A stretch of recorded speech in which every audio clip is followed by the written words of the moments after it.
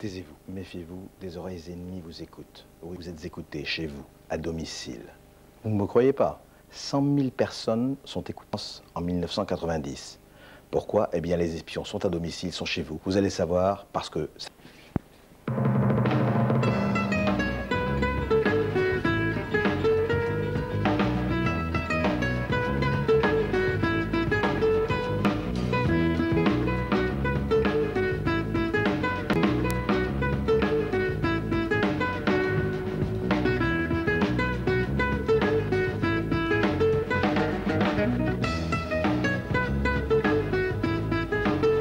Alors moi, je pensais que les écoutes étaient réservées aux affaires de terrorisme, de grand banditisme, de grands problèmes politiques. On se souvient de certains plombiers, d'un certain canard, enfin... Il y a eu beaucoup de choses comme ça d'affaires. Et en fait, en étudiant le dossier sur l'espionnage à domicile, parce qu'il faut bien l'appeler par son nom, on s'aperçoit qu'on espionne dans le privé, on espionne dans l'entreprise, et pour des motifs quelquefois avouables, quelquefois non. On va le savoir, et je voudrais demander à Violaine Vanoyeke, qui est écrivain et qui a écrit La prostitution en Grèce et à Rome, vaste programme, Les louves du Capitole, autre vaste programme. Et c'est pas pour ça, en fait, que je vous interroge, Violaine, mais parce que vous avez été écouté, et je crois assez longtemps. Et je voudrais savoir d'abord comment vous l'avez appris, que vous avez été écouté. Vous avez été écouté donc chez vous à domicile. Tout à fait, oui. Alors comment ça s'est passé? Bah, écoutez, je vais vous raconter effectivement les faits. J'ai donc reçu un petit mot de l'IGS en octobre. L'IGS? L'inspection générale des services.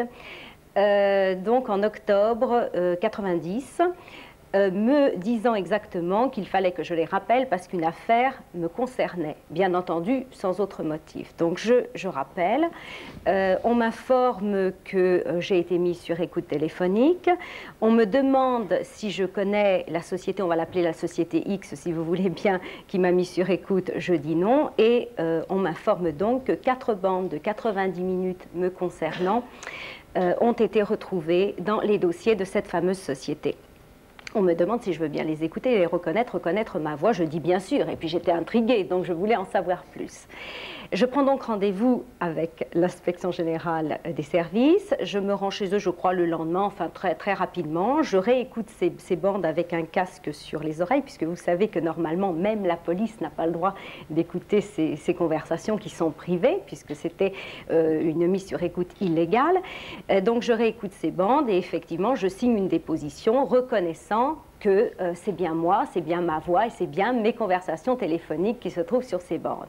Bon, je tiens à préciser que c'était des bandes qui concernaient effectivement mes conversations privées, mais surtout mes conversations professionnelles, puisque étant écrivain, malheureusement ou heureusement, nous utilisons beaucoup le téléphone. C'est-à-dire que tout se passe par téléphone. Et tout se passe par téléphone. Alors, est-ce qu'on vous a expliqué comment techniquement, on vous avait espionné? Absolument. Donc, l'inspection générale des services m'a montré immédiatement un petit magnétophone extra plat qui avait donc été placé sur le boîtier général de l'immeuble. Bon, j'habitais un immeuble et donc le branchement avait été fait sur mon installation, enfin sur ma ligne téléphonique, et un petit magnétophone donc extra plat avait été placé au-dessus de ce boîtier.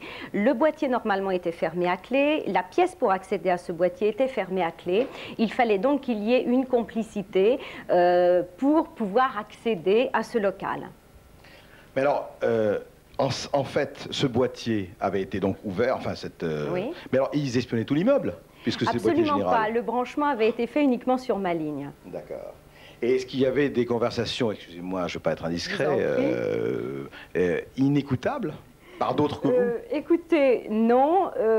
Je crois que tout pouvait être écouté. Simplement, quand vous parlez à certaines personnes, et notamment à vos intimes ou à votre famille, vous employez souvent des expressions, ou bien il y a des choses qui ne concernent que vous. Donc c'est quand même très désagréable de se sentir écouté. Mais je dirais que ça encore, ce n'est pas tellement gênant. Ce qui est grave, c'est d'être écouté professionnellement.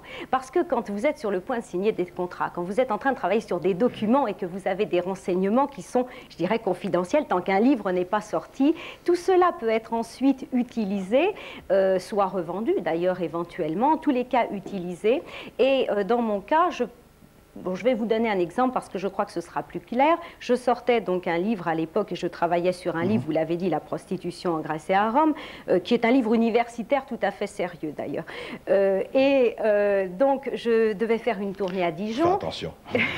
J'arrive à Dijon, tous les rendez-vous avec les journalistes avaient été décommandés. Or, moi seule connaissais ces rendez-vous. Donc évidemment, j'ai été très étonnée. J'ai pensé que l'attaché de presse avait mal pris ses rendez-vous et après coup, j'ai compris en fait que donc tous les renseignements qui passaient par mes communications téléphoniques étaient utilisés soit pour décommander des rendez-vous, soit pour visiblement, voilà. Donc on peut aujourd'hui, en 1990 ou 91, poser des écoutes téléphoniques chez quelqu'un et puis écouter tout ce qu'il a à dire de privé ou de professionnel. Juste un mot, vous savez qui a commandé cette écoute? Oui, parce que des commanditaires avaient donc passé des contrats avec cette société X. C'était d'ordre familial ou d'ordre intime ou d'ordre professionnel? Juste ça, on ne va pas vous demander plus. Non, je vous dirais simplement que c'était pour nuire à ma carrière professionnelle, mais que la personne qui a passé le contrat avec la société X était dans mon entourage. C'est quelqu'un que je n'ai pas vu depuis un certain nombre d'années, on peut dire même 8 ans, mais qui était dans très votre entourage. Proche. Oui. Bon, voilà quand même une histoire tout à fait exemplaire. Il faut savoir que ça peut se passer à n'importe quel moment dans le boîtier de votre immeuble et qu'on peut le faire. Alors, Carmela Brunet,